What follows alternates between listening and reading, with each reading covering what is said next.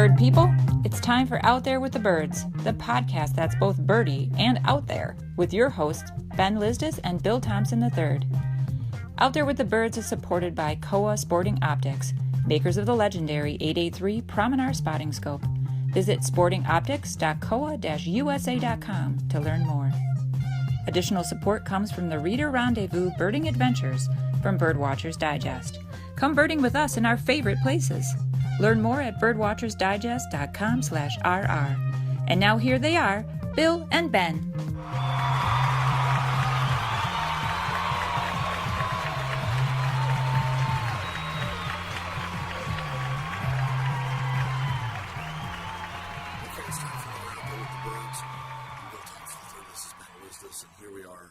We're sitting in a new place, Ben. Describe what you're seeing right now, and then we'll tell people where we are. Well, Bill, one of the things that I know about this place is it smells a little bit different here. Yep. It does. It's not just you, I don't think. There's a really good chance it could just be. We got, when I walk out the door, it's that briny, sea, salty, kind of maybe a little bit of a fishy, but not in a bad way, type of smell. Little lobster smell that going on lobster pots sitting, bobbing in what is still water out in front of us now, lobster boats. Tide is high. And I'm moving on. It is. I want to be your number one. Is that what's, that's not what's smelling it, is it? We're in Maine, aren't we? We're in Bremen, Maine at Hog Island Audubon Camp. And early in the morning right now. It's very early. We're only halfway into a cup of coffee.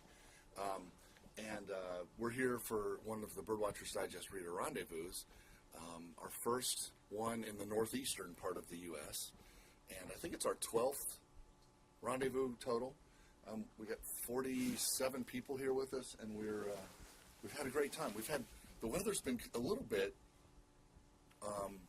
black and white, hasn't it? We've had beautiful, sunny, warm days when everybody's out kind of going, oh, this feels good. And then we've had this, which is kind of misty, rainy, drizzly. Black and white, kind of like that black guillemot going right above the water in front of us. Flashing his white wing patches and his orange legs. Black and white, kind of like the common loons we've been seeing. That's right, kind of like the double-crested cormorant that we're seeing right now. So today, we're off on an adventure. Well, the whole trip's been an adventure, I'd say. Well, life is an adventure, really, when it comes right down to it. It's also been an adventure sleeping in the cabins here. A little chilly at night. So, cuddled up in the sleeping bags, wearing stocking caps. Hog Island is got such a wonderful, quirky character for a birding destination to bring a group to. It's birder camp. Rustic cabins, right. No heat. We got running water. You actually got some internet, which is great. But it is, not your typical birding trip accommodations, and especially on some of these chillier days, you really you wear all your layers to bed. Wearing layers. We're layering up. It's charming though. It's absolutely charming, and the history of Hog Island is fascinating as well. I don't even know if we have time to get into much of the history here, but this is a place steeped in ornithological tradition. Right. It's Roger Troy Peterson was an instructor here early on. He laid out the bird walk that we're going to go on at Madomic Marsh tomorrow. I think half the group's going today. Steve Kress started Project Puffin here, and that's been one of the great conservation success stories of seabird restoration, and it's now, emulated all over the world. And Alan and Helen Cruikshank were here, famous early bird photographers. They were instructors here for many years. It's a fantastic place, and people like Scott Weidensaul and Pete Dunn and Sarah Morris, and those are the kinds of instructors they have here. So you can learn more. Just Google Hog Island Audubon Camp, and you can find out about it. It's a fabulous place. And it's an adult camp. You say instructors in camp, and you're thinking, we talked about in one of our last issues, Camp Colorado and the youth birder camps. This is for all you adults out there. But they also have youth camps. They have family camps and stuff like that. It's a cool place. I encourage everybody to check it out. Absolutely. But today's little adventure on the Snow Goose 3 with Captain Bill. Yes, today is one of the exclamation points of the trip. This is we're going to go out and see the target bird of the rendezvous. Puffins and stuff. That's right. We're going to see stuff, aren't we? We're going to see stuff. We're going to see Atlantic puffins today, we hope. We're going out to Eastern Egg Rock, where the North American recovery of the Atlantic puffin was started using decoys and And if vocal playback and stuff like that. So we're going to go around the island in the boat. We're not landing on the island. There are some researchers there, I believe. And if there's anyone listening right now who doesn't have an image of a puffin in their head, I encourage you to run to your nearest library or a stack of encyclopedias that you have on your bookshelf, grab the P volume, and open it up and look up puffin, or you can use Google. Be careful when you grab the P volume. And I'm sure there will be a puffin photo when we launch this episode. So we're going to record this little bit here, and we'll probably record some, maybe out while we're looking at puffins, and then maybe afterwards and get our giddy Post-puffin euphoria. Exactly. You know it. Or PPE, as it's often referred to in the scientific journals. All right. It's the day after our start of this recording. It's Thursday. This is June 1, I think. And it's foggy morning. We're switching up today. I'm going back out to Eastern Egg Rock to take people to see more puffins and terns and things like that. Ben, you're headed inland. What was your reaction yesterday to going out to Eastern Egg Rock? Boy, it was a really great experience, kind of chugging along in the boat, and then really out of the fog, you see the hint of an island, and all of a sudden the black guillemots start getting dotted with the puffins that you're seeing around the boat. Right. And I was a bit distracted by a Jaeger I had seen off the bow, so I'm looking kind of away from the rock, and then I turn around, and you can hear the cacophony of the birds, all the terns calling, and then just to kind of turn around and have that face me, wall of seabirds out there. Right. Pretty amazing experience, really. And a lot of people were goosey about it because it was, a lifer for them, and for the puffin's an iconic bird. Absolutely. And one of the great conservation success stories with what Steve Kress has done out here, and really kind of given that species a leg up in the area. Mm-hmm. What do you think was, and then describe what we did on Harbor Island. Well, yeah, Harbor Island was a really neat experience. It's this pulled into this small, tiny little harbor, still harbor, kind of out of the rollicking waves of the larger body of water. Got on the little dories, little rowboats, and kind of banked ashore. And for a boat trip, you get looking at catbirds, yellow warblers, redstarts. Got a couple thrushes. Yeah. Exactly. And a nice hike around the island. A little bit about geology and the geology there, and really getting a sense of island life. I mean, this was a place that has a residence on it at one point, and realizing that the islands around here were really kind of the first points of settlement more so than the mainland, be it for security, easy access to navigable waters. And, obviously that isn't the case today. Most of the islands, even with residences, they're occasionally inhabited. Yeah, I don't know that very many people stay on these islands all winter long. Certainly nobody stays on Hog Island all winter. They close it up and drain the pipes and come back in the spring. Mm-hmm. Describe for our listeners what we're looking at right now. Yeah, so we're on a little rocky point. It's called Astronomy Point here at Hog Island. Point at Hog Island, and the morning mist is shrouding everything.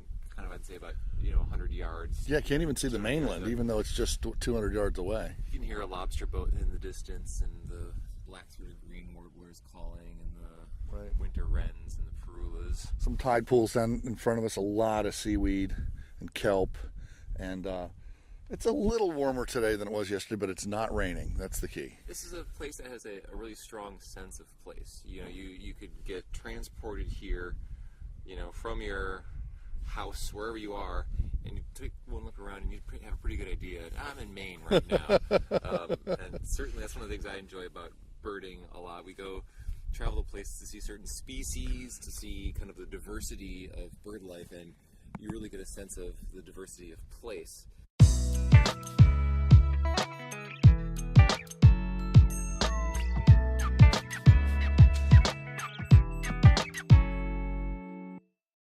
Interesting. Let's take a little trip over to Europe, shall we? Sure. Here's a soundscape that our friend Tapani from Finland sent us. And I think this is really cool. He likes the podcast. He sent us a nice little note. And Tapani records a lot of naturescapes, especially bird-centric ones. And he posts them on SoundCloud. And as a thank you for his being able to listen to our podcast, he sent us this soundscape from the woods in Finland. Let's listen.